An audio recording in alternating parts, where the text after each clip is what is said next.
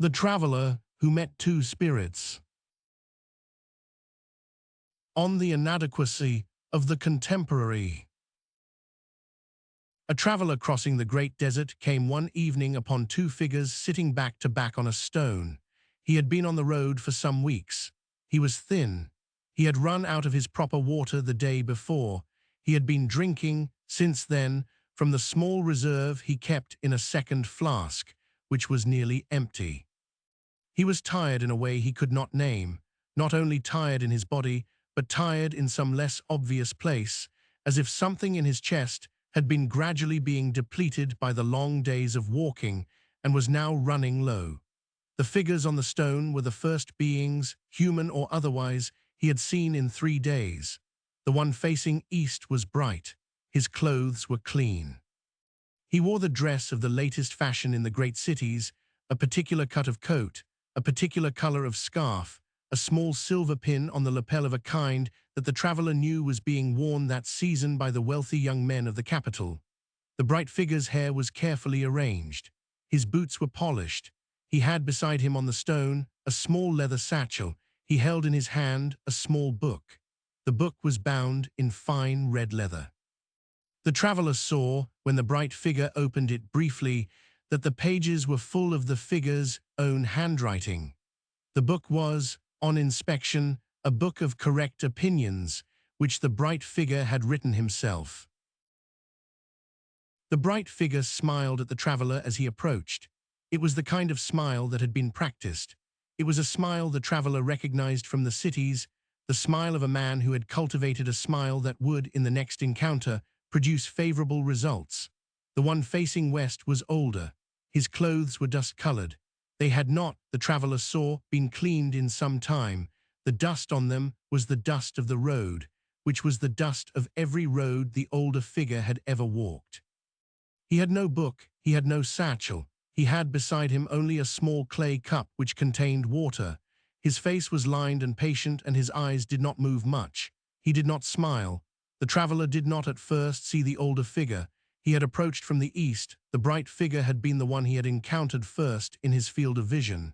He had stopped in front of the bright figure. He had set down his pack. "What is the way to the city?" he asked. He had not, in his careful planning of the trip, brought a map of this section of the desert. He had been told, in the last village, that the road was easy to follow. The road had not been easy to follow. He had, in the last 3 days, lost it twice. The bright figure consulted his book. He read aloud. He read for a long time. He listed 7 routes to the city, each with their virtues and their fashions. The first route, he said, was the conventional one, much used by merchants. It was reliable but slow. The second route was newer, used by the more daring travelers, and offered shorter distance at the cost of certain risks involving small bands of nomads. The third route, and so on. The bright figure spoke with great fluency about each route. He had clearly thought about them carefully. He had, in fact, never traveled any of them. The traveler could tell, from a particular kind of vagueness in the descriptions, that the figure had not been on the routes himself. But he had read about them, and he had formulated opinions about them, and he was prepared to share the opinions. He spoke for 2 hours. The traveler listened carefully and took notes. He had been raised to listen carefully. He had been raised to take notes. He had the kind of education in which careful listening and careful note-taking were considered the highest forms of virtue. At the end of the 2 hours, the traveler was still thirsty. He had, in fact, finished the last of his water during the speech. He had not, at any point in the 2 hours, been offered any water by the bright figure. The bright figure had not, the traveler noticed in retrospect, even acknowledged that the traveler might be thirsty. The speech had been the only thing the bright figure had offered. The traveler had 100 opinions in his notebook. He had nothing in his stomach. He had nothing in his flask. He thanked the bright figure politely. He looked then around the stone to ask whether there might be a well nearby, and he saw, for the first time, the older figure. He went round the stone and sat opposite the older figure. The older figure looked at him. The traveler did not at first ask anything. He could not think of the question. He had 100 opinions in his notebook, but he could not, when he tried, form a question to ask the older figure. The questions he had brought with him into the desert had all somehow been answered by the bright figure's speech, or more accurately, had been buried under the speech, so that he could no longer find them. The older figure looked at him. He looked for a long time. He did not speak. The look had a quality the traveler could not name. It was the look of something that had been here before there were cities. It was the look of something that did not need to be persuaded. It was the look of something that had, in some sense, been waiting on this stone for a very long time and was content to continue waiting. The traveler's arrival had been, in the older figure's experience, one of many. The traveler sat. He did not, at first, know what to do.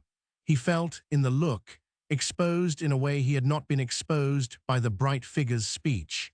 He felt that the older figure was seeing him, not the surface of him, not the conventional pleasantries he was preparing to offer, but the actual man underneath, who was thirsty and tired and unsure. The older figure continued to look. The traveler felt, after some minutes of being looked at, that he was being given water. He was not being given water. The older figure had the small clay cup beside him, but had not offered it. The traveler had not asked, but something in him was being moistened, something that had been dry for years. The dryness was not in his mouth. The dryness was somewhere behind his sternum. He had not, before this moment, known the dryness was there. He had assumed, when he had felt the depletion of the long road, that it was a matter of food and water. It had not been. It had been a dryness of a different kind, which only the look could moisten. He stayed there for an hour. He did not, in that hour, speak. The older figure did not speak. The bright figure, behind them on the other side of the stone, continued to read aloud from his book.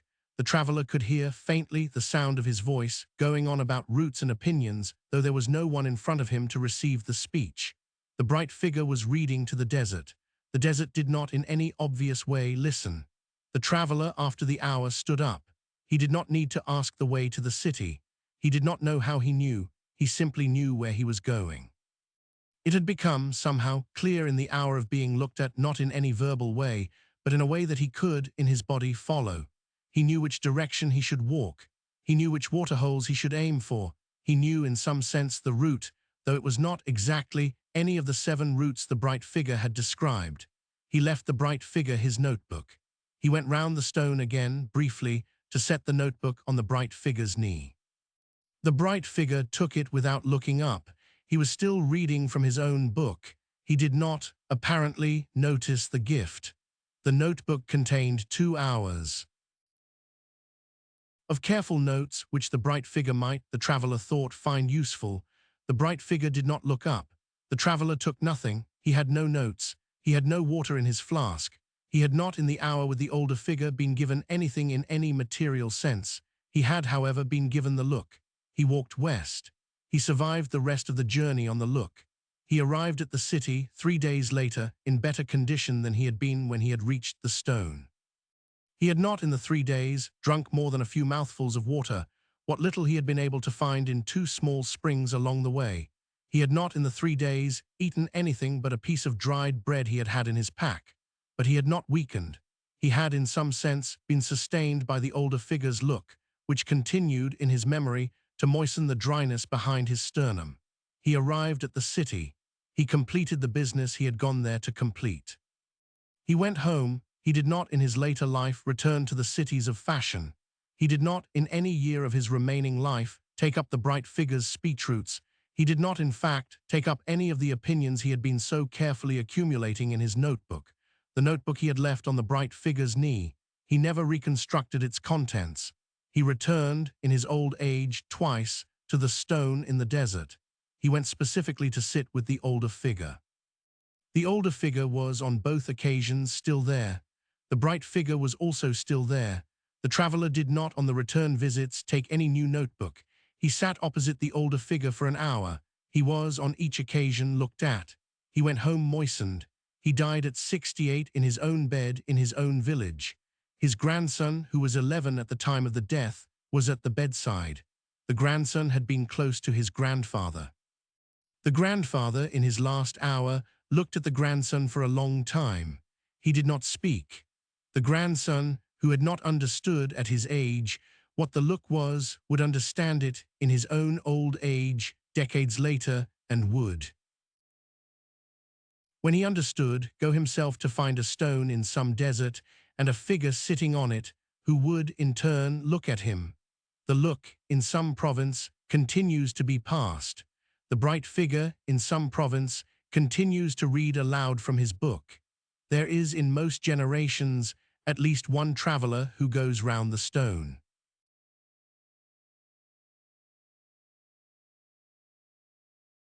The spirit of this time has 100 roots. And no water, the spirit of the depths has no roots.